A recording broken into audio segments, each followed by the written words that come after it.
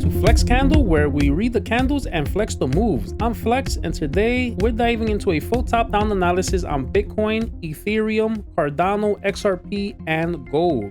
We're going to start from the higher time frames, work our way down to the lower time frames, and check to see if we find any good setup. Now remember, this is not financial advice. I'm not a financial advisor. You're responsible for your own trades. Always do your own research and trade at your own risk. Okay, let's hop into the charts. And we're starting off here with the weekly, and so far we're looking good. We're starting to get toppy. As you can see, the stochastics are just starting to roll over. This is where we have to be careful, but I think that we probably still have a couple, maybe a week or two more where we could drag up here. We have to see how the week turns out. We're about 2 days away from the new candle close, so let's see what happens. Right now it's kind of an indecisive green candle, but at one point we did go all the way to about 112. Hopefully by Sunday at 8 p.m. Eastern time we could close way higher than this. And as you guys might know, I have this currently in a falling wedge that breaks us out to 117 to 120. That is the next prediction that I have. We head over now to the daily chart. And the daily chart, I was talking to you about how these stochastics were going to round out like a bow. So far that's happened. They're starting to curve here, but I've already seen this curve a couple of times here and then never really fully went down. Let's see what ends up happening. Right now, as we can see here, the day's not over. We still have about 3 hours and 45 minutes before the candle closes today, but so far we have a big red engulfing candle. We dropped all the way down to 107,644 and we went all the way up to almost 112 again. So let's see how the day closes today. Today has been a very bearish day. We're not too far from the 21-day moving average. It's currently at $103,000. Bitcoin right now is at 108,500. So we're a little bit far, but it could be worse. And as you guys can see, we have the golden cross already happening. Finally, it's crossed. The 50-day moving average has crossed the 200-day moving average. I believe that this is going to take us to higher prices. Now we head over to the 8-hour chart. The stochastics are on the way down. We are above the 21-day moving average, but I'm not liking these 3 candles in a row that are red here. This candle also closes in about 3 hours and 45 minutes. So let's see if we can hold above the 21-day moving average as this candle closes. We head over now to the 4-hour. The 4-hour chart, the stochastics are on the way down. It still looks like we have room to continue going down a little bit more, and we just broke the 21-day moving average. That I'm not liking. We have to get back above 109,114 to get above the 21-day moving average. Currently, the 200-day moving average is 99,136. So that's where we would have major support in case we do start falling all the way down. Yesterday, I created a flag. I didn't really know which way it was gonna go. So far, this measured move right now in this flag would take us all the way to about 120,000, just to call it even. But I'm going to restructure this flag now, and I'm gonna make it more of a kind of like a falling wedge. And now by making kind of like this falling wedge, we're going to have a new measured move here. So this measured move pretty much takes us all the way up to 117,620 more or less. So that's going to be the new measured move. Let's see how it keeps on playing out. If I have to readjust the flag, I'll readjust it. As more information comes in, sometimes you have to switch the patterns up, but this is pretty much how I see it now, more of a falling wedge. Maybe hopefully we'll get back up into this pattern. We might even have to adjust it and if it starts going down to the 50-day moving average, which is at 106. But let's see what happens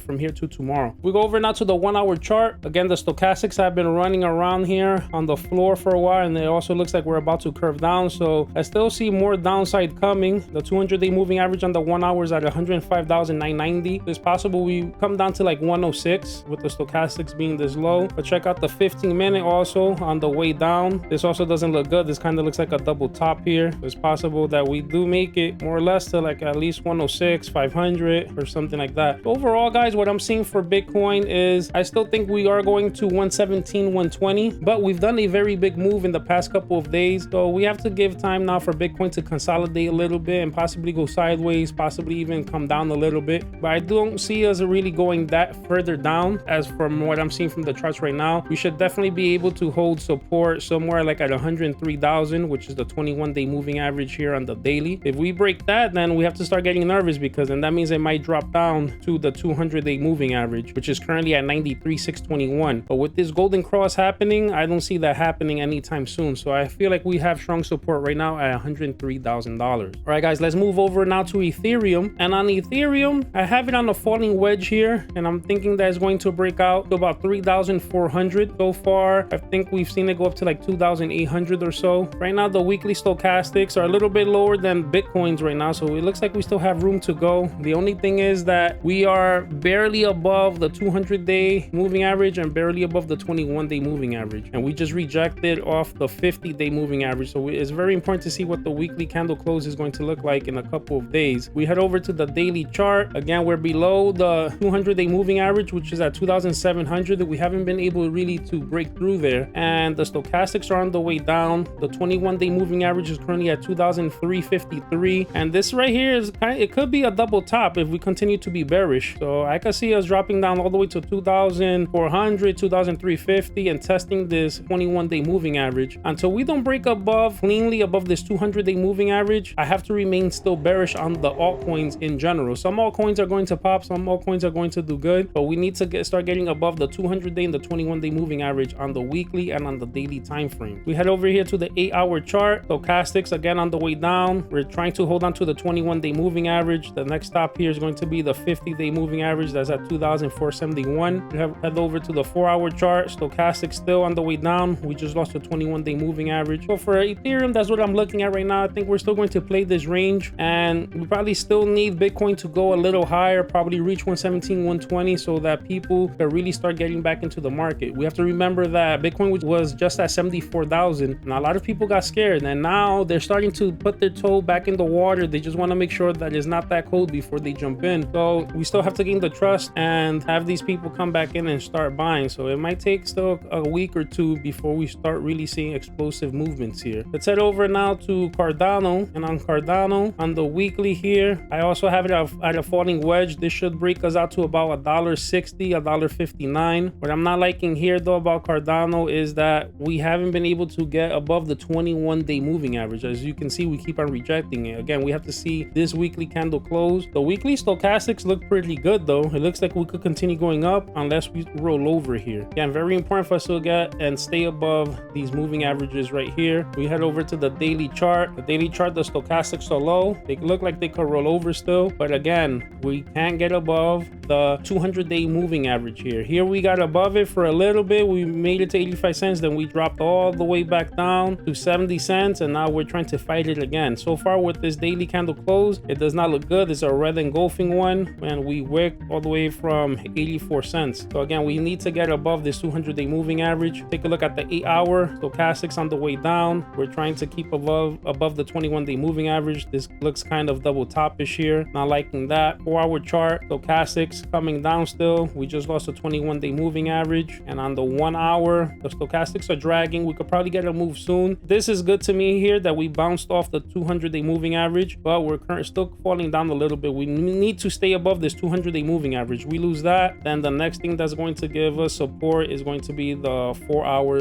200-day moving average. Hopefully we don't lose that, or else we'll see a little bit more downside for Cardano. Now we have XRP. We start off here on the weekly. I also have this kind of like in a falling wedge, and now that I'm looking at it, this even be a flag as well. But playing the falling wedge, it shows me we could get to $3.30. So far the stochastics on the weekly don't look too bad. We have broken out a little bit, but again, the same problem. We can't get above the 21-day moving average on the weekly. We need to do that. And on the daily, we just got above the 21-day moving average here. We're actually fighting to stay above it today. The stochastics still look like they could go on the way down, so we have to be careful here. The 200-day moving average is at $2.23. We take a look at the 8-hour. The stochastics look to fall down. They look to test this 200-day moving average, which is at $2.22. The 4-hour also on the way down, and we're currently being held up by the 4-hour 200-day moving average. If we lose this, we're probably going to go lower to like $2.20, even lower than that. We take a look at the 1 hour. We're already below the 21-day moving average and below the 200-day moving average. So overall for the altcoins right now, the one that looks the strongest is actually XRP, because it is above the 21-day moving average and above the 200-day moving average on the daily, and I believe also on the weekly it could be. We were barely above it last week. We have to see how this week closes. We need to close above this 21-day moving average to be bullish. As far as Ethereum and Cardano, we have to break their moving averages as well, stay above it, confirm a couple candles above the 21-day, above the 200-day, so we could continue being bullish. I think it's all determined environment on Bitcoin. If Bitcoin could continue to go up, hold these levels, gain the trust of the people again, then people will start getting to the altcoins just like before. Now let's take a look at the last one, which is going to be gold. And as you can see, gold, I currently have it in a flag. This flag should break us out to about 3,700, 3,800. Right now, gold went back up. We're at 3,361. And as you can see, we have a very big green engulfing candle right here. And we still have a couple days before this closes, but it's looking pretty good if we close that way. The stochastics still look down, but you never know, they could start curving back up. We take a look at the daily. The stochastics are on the way back up. This is the M pattern that got us paid here. We didn't do the whole measured move, but we got pretty close. So whoever took that. Now I'm gonna take this pattern away just so that everything's not too cluttered, to see what else we could see at the moment. And the moment looks like the stochastics are on the way up. I wouldn't be surprised if we come and try to test 3,430 again, or even this wick over here, which was at 3,500. Something else that I'm seeing that could be possible could be an inverted head and shoulder here that looks like we could possibly be forming. If we come all the way up here again, and maybe we come back down into the pattern, and maybe this is what ends up breaking us out of this flag. I'm gonna leave this here as the next possible pattern, but overall, you guys already know we have this in a bigger flag here. So gold has been maintaining itself, has been riding this flag perfectly so far. Take a look at the 8 hour. The 8 hour stochastics look to curve back up. So right now, gold got bullish again. The 4 hour, we're also on the way up here. We take a look at the 1 hour. This one looks to come down. We'll probably test the 21-day moving average, but that's at 3,336. So far, gold has been going sideways, holding strong. Overall for gold, I just see us continuing to go sideways, maybe making certain moves up, certain moves down, until we could fill out this flag a little bit more. And then I expect us to go up to at least 3,700, 3,800. All right, guys, that's the breakdown. If this gave you clarity or a setup to watch, do me a favor, like, drop a comment, and subscribe. And if you have a stock or crypto you want me to go over, drop it in the comment section. This is Flex Candle, where we read the candles and flex the move. Catch you on the next chart.